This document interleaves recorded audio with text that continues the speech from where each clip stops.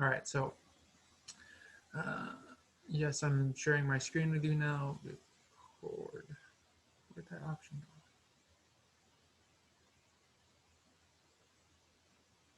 go? Okay, so yes.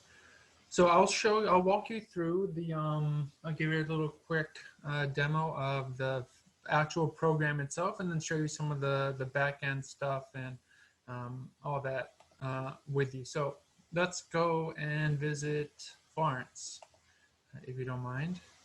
Um, so here, first I'll walk you around and kind of show you how the program or the software works.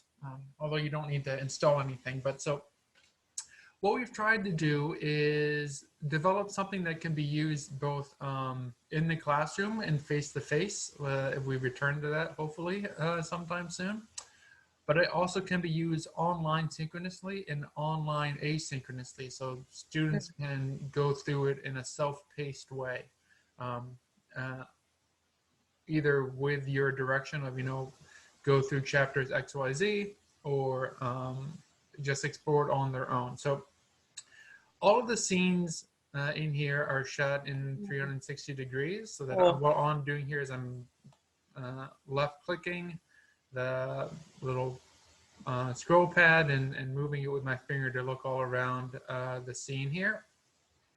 Down at the bottom, we have essentially the table of contents. So these are all the scenes in this one. So the one I'm going to show you here is kind of our general humanities Florence walking tour. So we've tried to convert as much as possible the traditional experience into this digital platform. So obviously this can't replace going to Florence, and we don't intend it to, but rather to act as a supplement, both to inspire students to travel in the future, once that's possible, but also to give you as the faculty another powerful tool to engage with the students, and to just another platform from which to deliver the course's learning outcomes, and give the students another tool to learn, right? That it goes beyond a textbook or even beyond PowerPoint presentations and things like that. So I'll kind of touch on those things as we go forward here. Here on the side, we have a plugin for Google Maps here. So what you're seeing here in this pink dot the number 19, all of the scenes, there's 19 scenes here in the Florence walking tour. So this is telling you how many scenes are in a given location. And since this is just for Florence, there's just this one little bit here, but to help give a sense of where we are, both in Europe or in Italy, or even going down here, as we zoom in, you'll start to see them kind of break apart. Where again, the number 2 is how many scenes are in that location, 7 scenes here, 9 scenes there. But then as we go in closer, they'll kind of break apart into the specific locations, so that we're able to give students a sense of where they are in the city, or how they're traveling about in the city. And we can even go into Street View from this if we wish. Up here at the top, we can switch into VR mode. So if students have goggles or headsets, they're able to have a fully immersive VR experience, but obviously that's not a requirement. I'll turn that off and I'll minimize this. We can use this on any web-enabled device. So phones, tablets, computers, obviously. Anything that can access the internet can use this material. Now, within these scenes, we can embed things. So here, we have embedded, information points. So here we can embed text information, but we can also embed video, as I'll have Francesco Restuccia. He actually Dr. Francesco Restuccia now. He teaches at the Sapienza in Rome. He is our in-country manager for Italy. So for all the countries we go to with our traditional programs, 28 in 2019, we have a network of in-country guides. So that they assist the faculty. They're with them full time, but they help lead the local tours and oftentimes are knowledgeable in the given subject field, so they can help kind of co-lead the programs with them. So here I'll have him introduce Florence to us.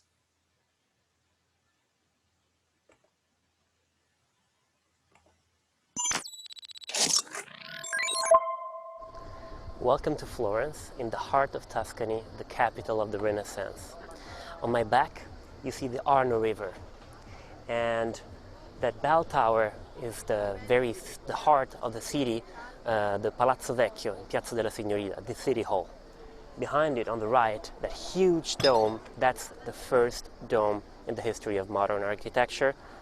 That's the dome of Santa Maria del Fiore, the Cathedral of Florence, Saint Mary of the Flower. Florence in Italian means the city of the flower. So as I was saying a moment ago, right, we've tried to replicate what would be the normal walking tour we would give the students. So of course, when you take students to Florence or any other city, we want to introduce them to the city, take them to the major sites, give them a feel of things, and you know, kind of give them some local flair, as well as, you know, obviously we'll go to the Duomo and places like that, or we go to Paris, Saint-Chapelle, you know, Notre Dame, all those type of places. And then, you know, in later days, we would go inside the Uffizi or the Accademia in Florence, etc. But just kind of an introductory tour. So we've tried to, again, replicate that here in this walking tour. So again, students can have a self-paced guided tour through here. And again, faculty can use this as a jumping off point if they want to start, you know, let Francesco introduce the scene to them or whatever. They can then use that as their starting off point for their own lecture, if they want to get into something more specific. But again, this allows students also have a self-paced, you know, asynchronous experience through it. So I can navigate if I just want to go to the next scene. I can simply click on this, or of course down here the chapters are laid out chronologically / geographically, depending on how you want to think about it. But rather than going straight to the next scene, I'll jump to a particular one here that'll show off another aspect we have here. So here I'm showing you the demo. So not everything, this will have more in it than it does currently when it's ready to launch in January. But again, scene is shot in 360 degree 5.4K high def. So if I wanted to, I could zoom in quite closely on things. If I don't know, if you're an architecture faculty, if you want to get in right on, you know, one of the quadrant arches or the buttresses on the Duomo, you're able to do that here. Again, embedded text box. This used to be one of Da Vinci's studios in that building. But beyond just the simple kind of standing video, as we just saw Francesco, we also include these type of videos here, which is really incredible. I'm not speaking over the birds, but here we have a video, but I can actually manipulate this video as though I'm walking through the scene, right? So I can turn my head as I'm walking down this alleyway. This is one of my favorite things when I take students myself to Florence, going down that street and knowing what they have coming in store. I love to like watch them kind of have this incredible cathedral unfurl itself before them as they go around the corner. But again, I can look all around the scene.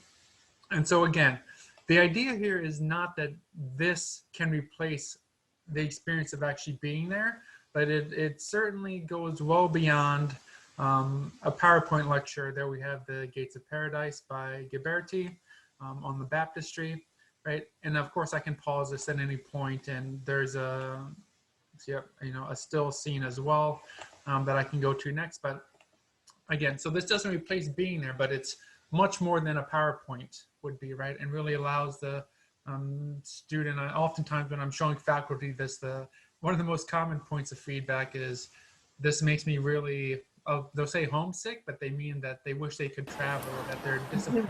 Yeah. They feel heartbroken or homesick.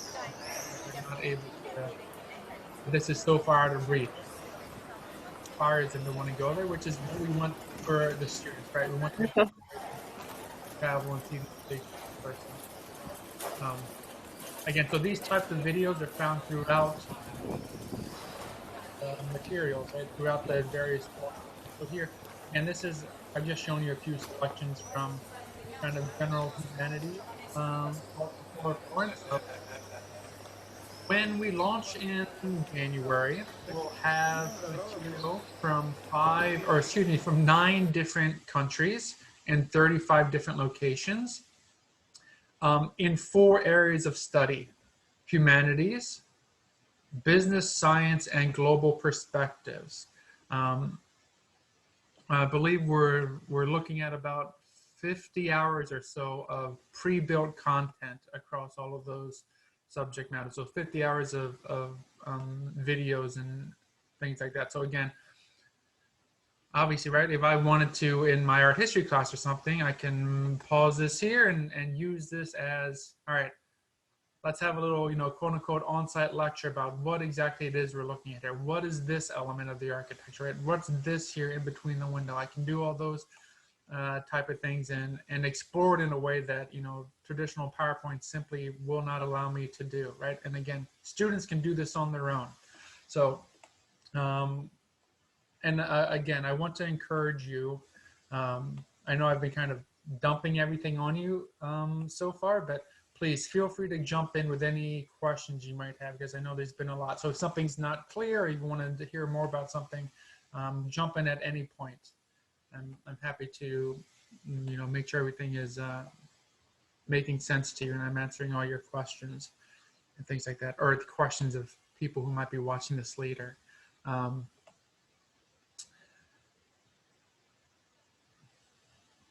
So no questions right now? So I guess I'm trying to envision questions for others. So when you say content, is that primarily like the video content? Are there interviews? What kind of great. Yeah, so yeah. So in some of the, like for instance, in the science programs, we've shot things at CERN in Switzerland and Geneva, and we've done some other renewable energy, things like that. Sometimes those are like guided tours where there'll be a local, Francesco's the local expert in Italy, but there'll be, someone at the renewable energy plant who walks us through it and explains, their programs and things like that. So yeah, that's part of the content. They're kind of local experts demonstrating, or, for those type of, more hands-on scientific programs. And also, I should say, we we'll have things where we actually go inside some of these structures. We can't go inside everywhere. For example, the Vatican is actually quite strict on those type of things. So, we won't have that stuff straight away, but some of the other, we've already recorded things in churches, and we'll have stuff, for example, since we're here in Florence, we expect to have a virtual tour of the Uffizi, the main kind of painting museum in Florence. Where students will be able to stand in front of the artwork, or faculty can, direct them to a specific artwork, and they can kind of talk about it from inside the gallery and focus on the various parts of the artwork that way. So yes, it'll be when I say content, it's a mix of both those, the local expert walking tours, but also, yes, site-specific visits and kind of talking about ongoing scientific pursuits or business things. We have things in business where they're talking about, very topically, right? Business life in the age of COVID, or working as, startup in the EU, things like that, where we're interviewing and speaking with, yes, local professionals. And so it's not just our kind of network of guide, pointing out sites. It's, more kind of course content. And so though, of course, that's not to say that's going to be used in an art history course quite easily. And in fact, I'm looking forward to using this if I end up teaching art history next semester. But yeah, thank you, Bethany. I had another question. I wasn't sure if you covered this already, but with this like material and this course material, are there structured like quizzes and tests, or is that more so dependent on the faculty to create that? Yes, that'll be for the faculty, but that does help me get into another point here. So with these embedded videos and text boxes. If the faculty wish, we can actually embed, quizzes or writing prompts into their version of the program, right? So say somebody, this is always the example I use, but say somebody wants to assign, scenes 1 through 5 for homework before next week. We can embed for them in scene 5 the essay prompt that will kind of, or multiple choice questions based on the material that the students will have seen in those first scenes. And so if the faculty wants to embed those type of learning assessments within this, we can do that for them. Okay, got it. Yeah, thank you. So I have a question. Please.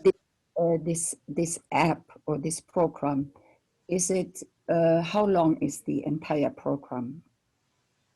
What do you mean by how long is it? So, for example, if we would use it for the classroom next semester 202, can I use it in my classroom? Or for example, Bethany, question also goes to you.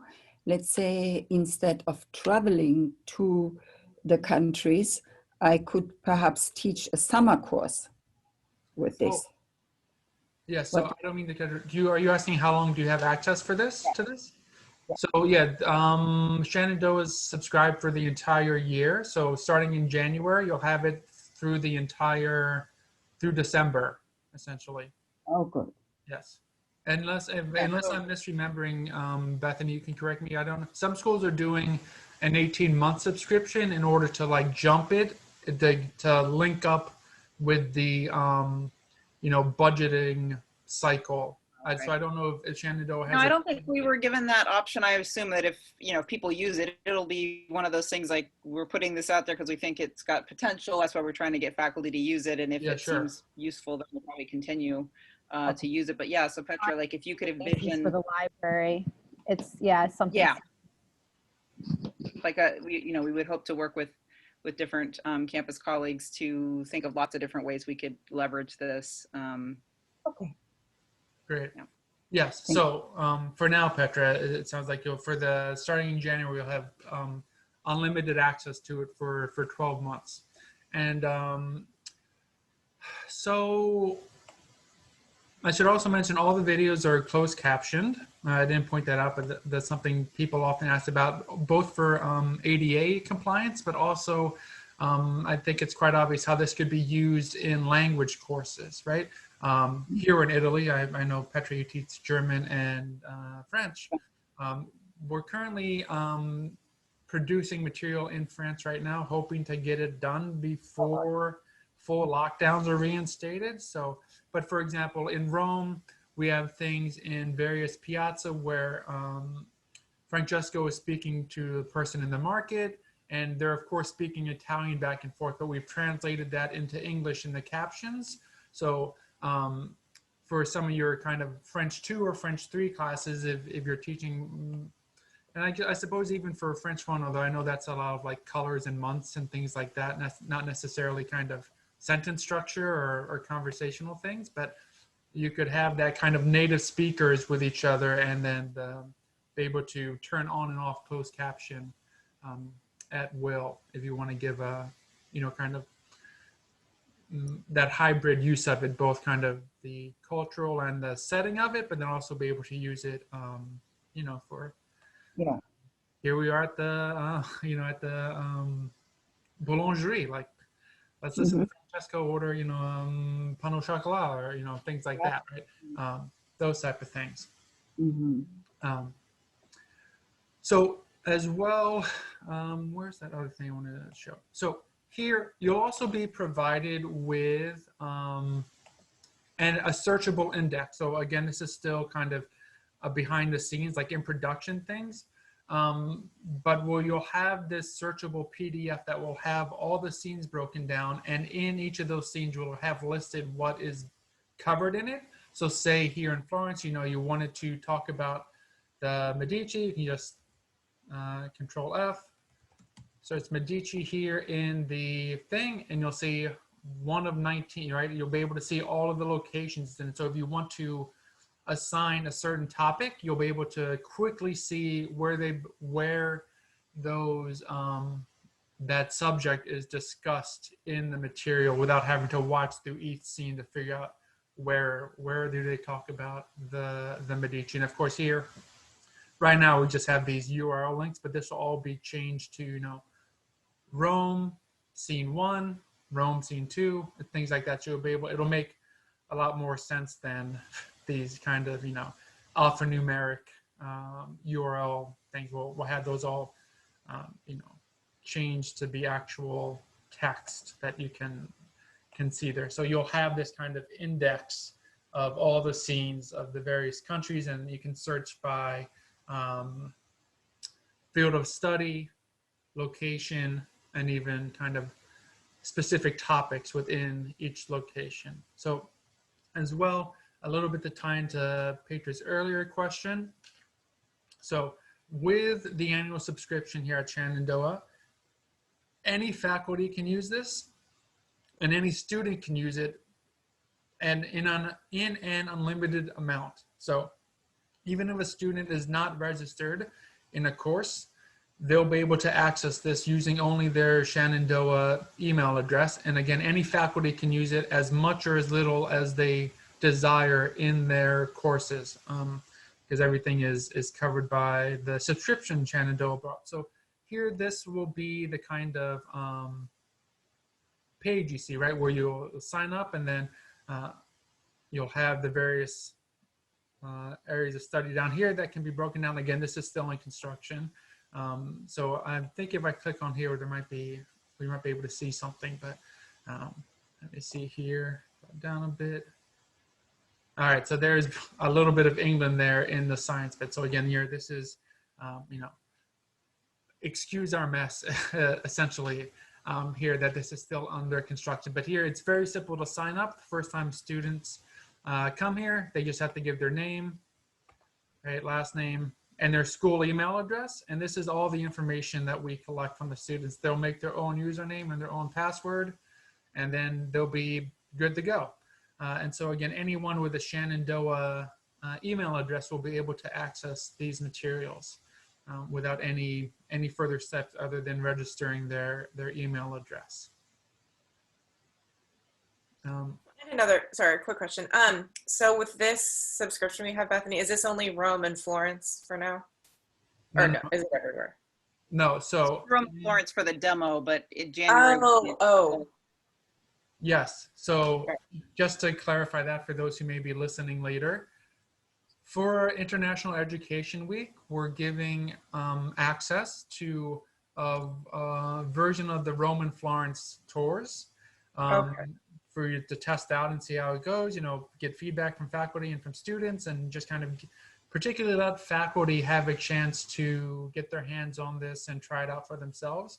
But starting in January here at Shenandoah, you'll have full access to all those things. So all 4 areas of study and all 9 of the countries we're launching with. And of course, we plan to, as we move forward here and have more time to produce things and the ability to move about more, we will, of course, add in more countries and more,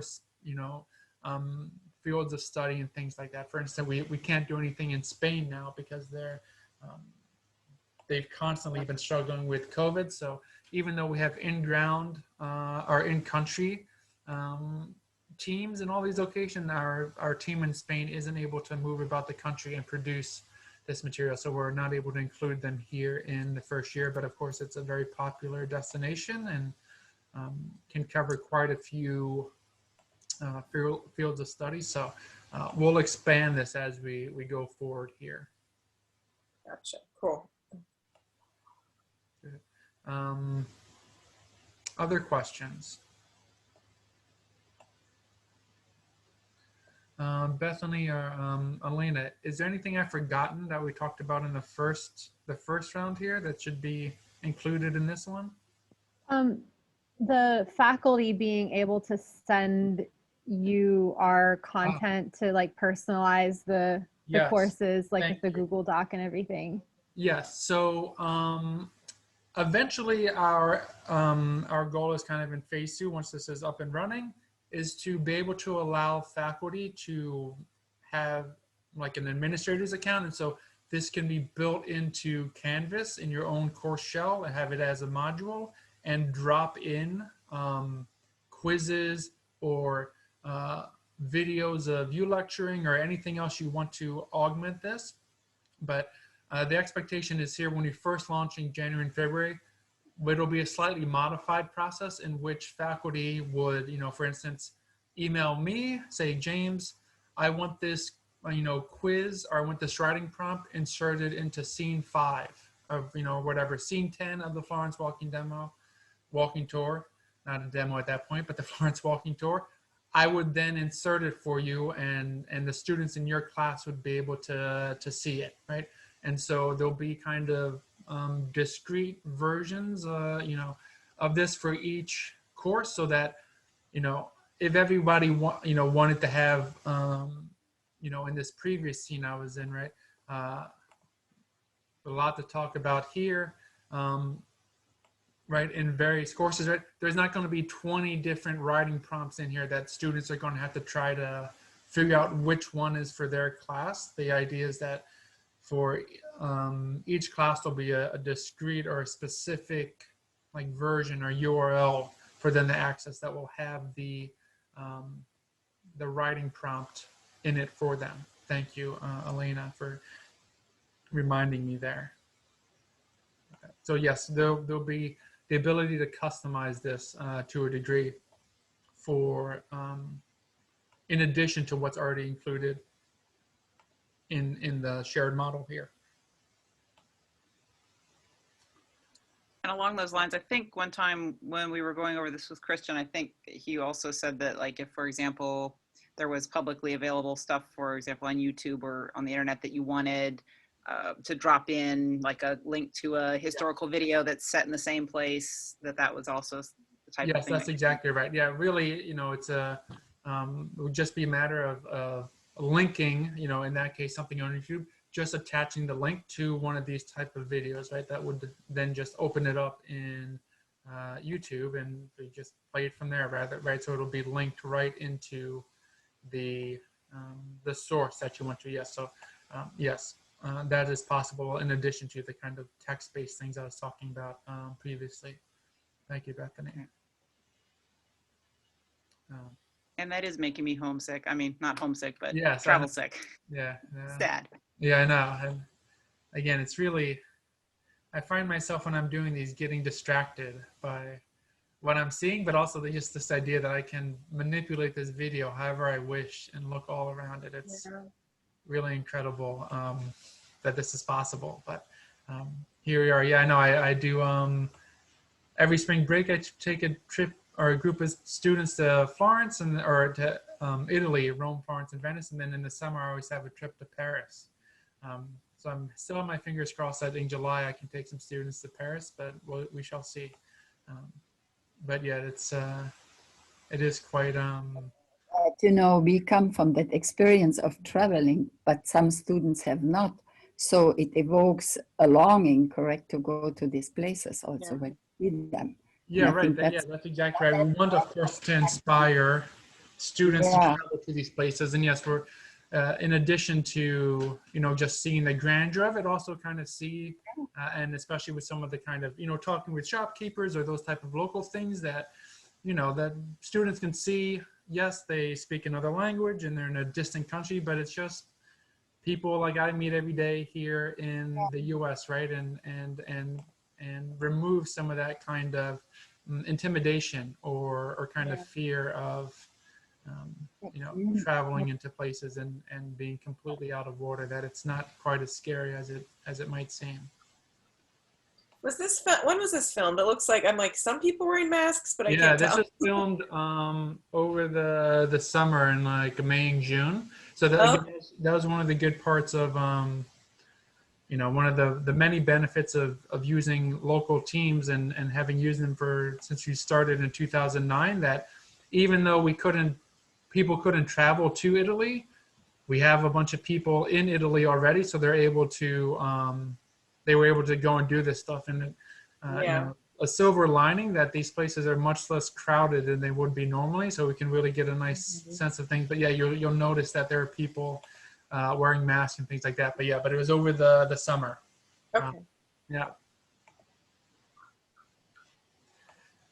I'm not sure if there's anything else I've forgotten to mention here or not made clear. So yeah, again, the idea here is that you can, again, use it in face-to-face learning, or of course, something like I'm doing right now, if you're teaching a synchronous online class, or of course, asynchronous, right, where students will be able to go on a self-paced tour here and watch all the videos and read into the embedded text and things like that. And again, you can use it as your starting off point for larger discussions. And again, really, again, try to, go way beyond the traditional kind of PowerPoint, lectures and things like that. We're really bringing these locations to life and letting students experience in a way that, again, it's not being there, but it's more than a PowerPoint, right? Quite a bit more, in fact. You have handy, I'm just thinking back to some of the prior ones. Can you rustle up one of the like shopkeeper interviews or some of that? Sure. Kind of interesting to see. Yeah, let me get to that here. Let me see if I can, under pressure, remember exactly where it is. But I know I have it up here on one of these tabs, and I think I'm in the right one here.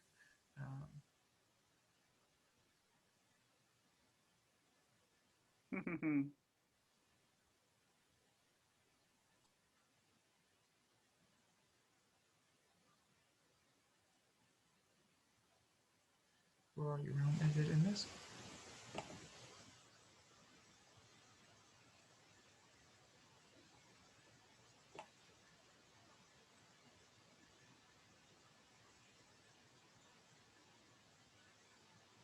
Oh, here we go.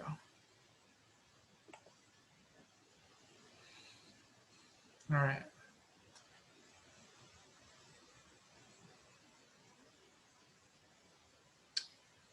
All right, let me see here.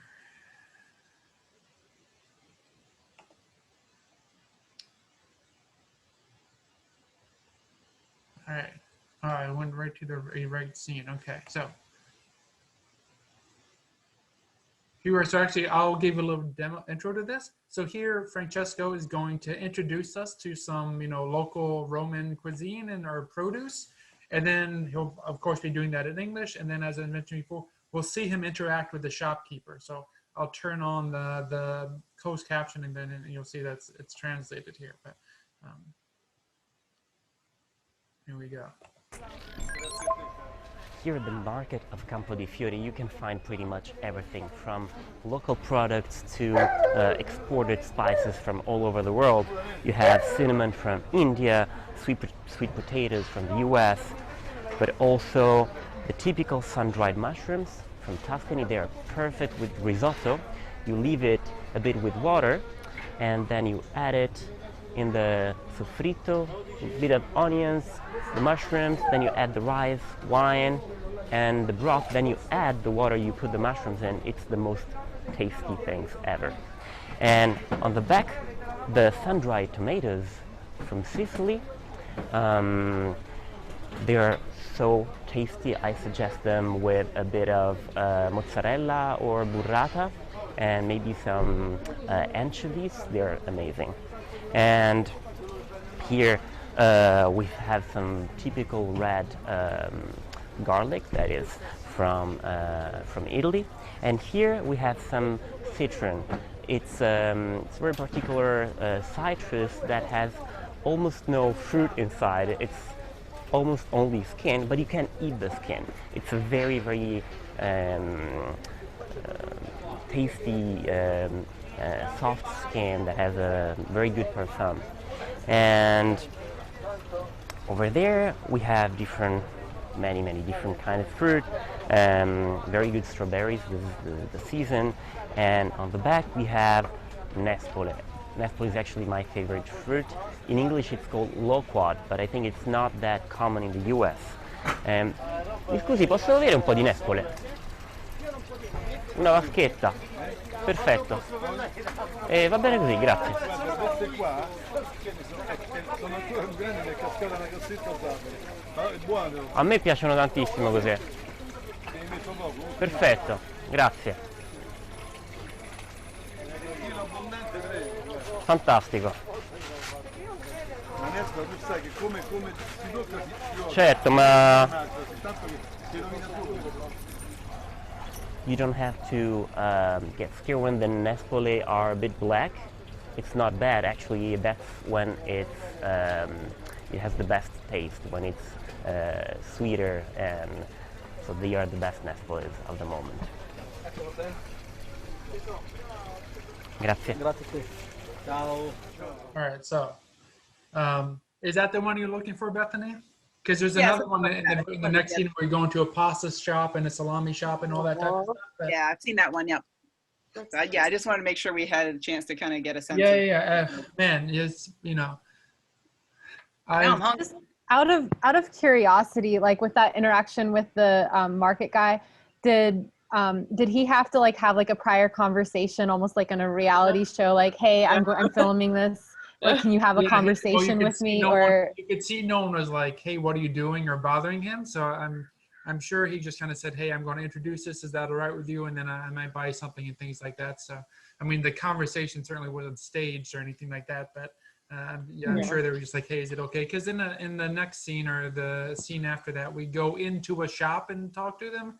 And you can see they're like, oh, hey, you know, it's not like, why are you recording this type of thing? You know, they're just kind of up for it. So they knew it was going to be kind of recorded, right? That they're not here. This is actually the salami shop. Sorry, a very topical video. Hi, good morning. I am Benedetto Viola. I am the fourth generation here in that shop that is Nortineria Viola from Haiti.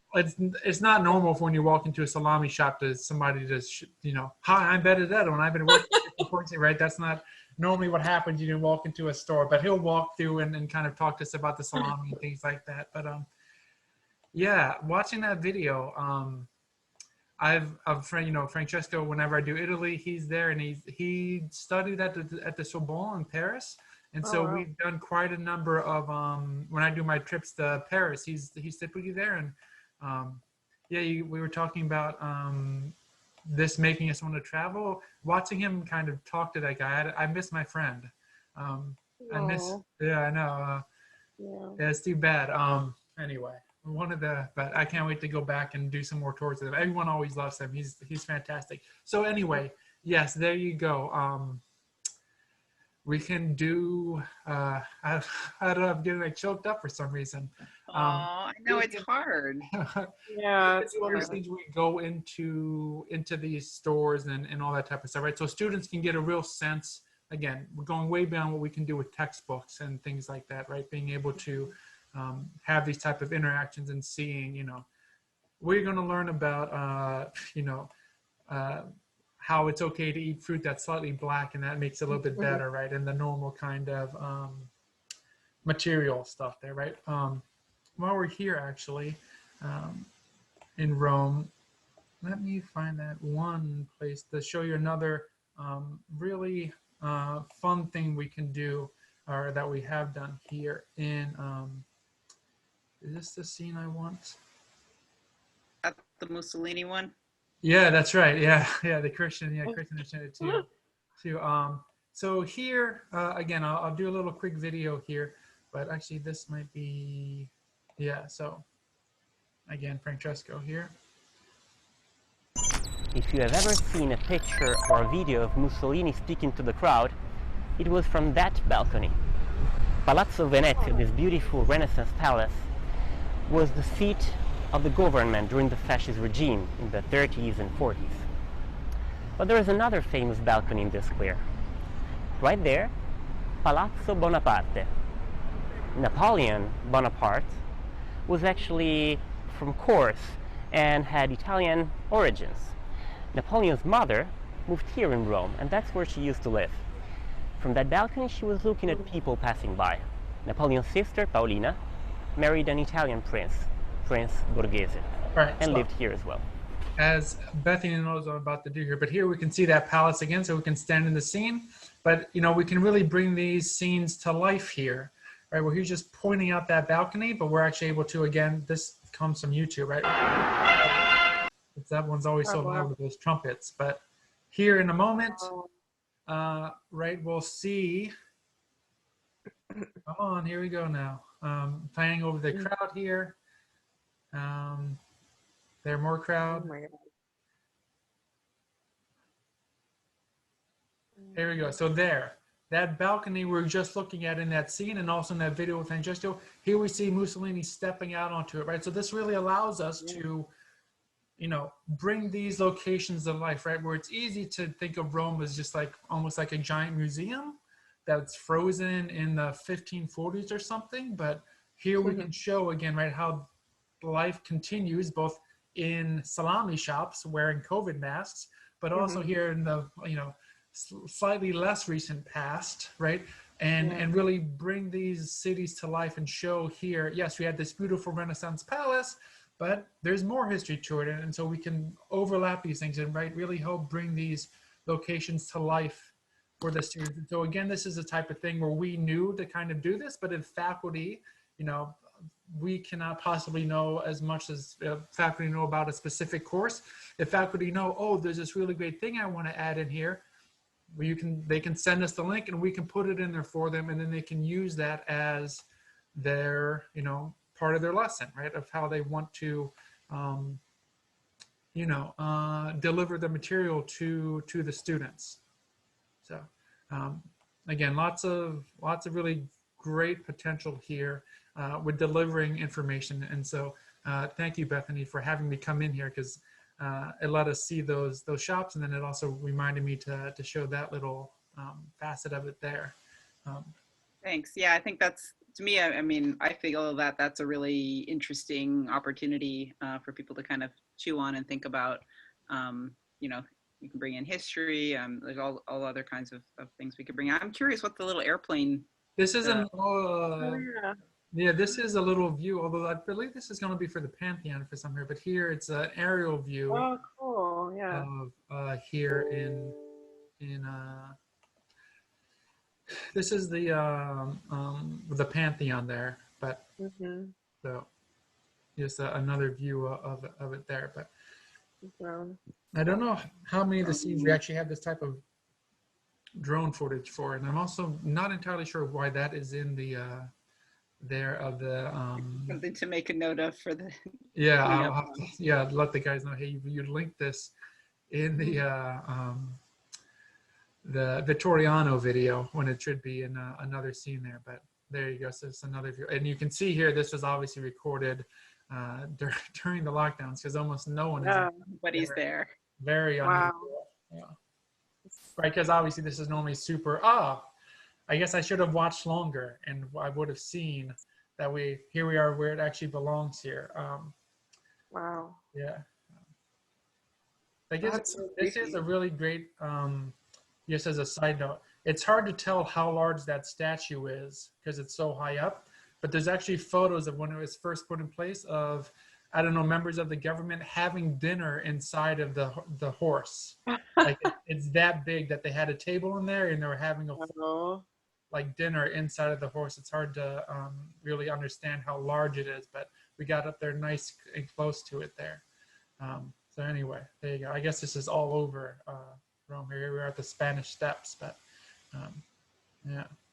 All right, so again, what a sad, opportune moment though to get that footage. Like, yeah, what a no great, one's there. yeah. Hopefully a once in a lifetime opportunity. Right, we hope.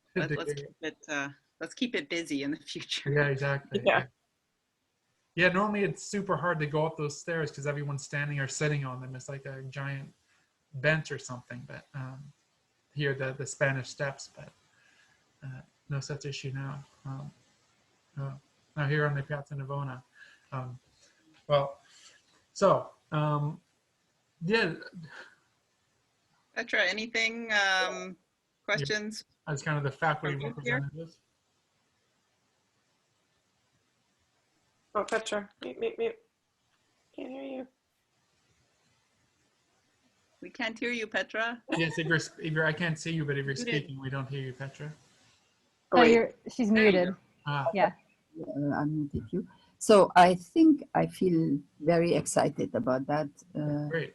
I hope our students too, because then when we know, and they can do it and you can give them homework. And so I really like that. It's much better than you have the book and then you just watch the photos, so kids can really participate in it.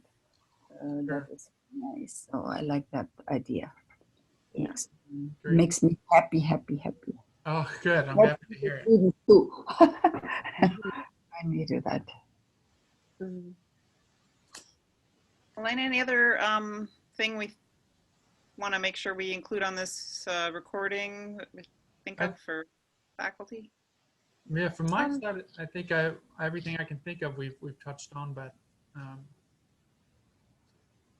I mean, I think maybe just to clarify with the customizable aspect of the program, like for the Florence video, if I'm using it for a music history class and Petra's using it for a German class for some odd reason, my customizable material will be available just to my students and her material will be available just to her students. Yes, so if right. there's a student in those two classes that are viewing the Florence video for two different classes, they'll get like two different sets of customized content. That's right. Yeah. So each the faculty who need to or who wish to edit like that will have a a unique URL for that course material. So we'll edit it that way for them. Yes.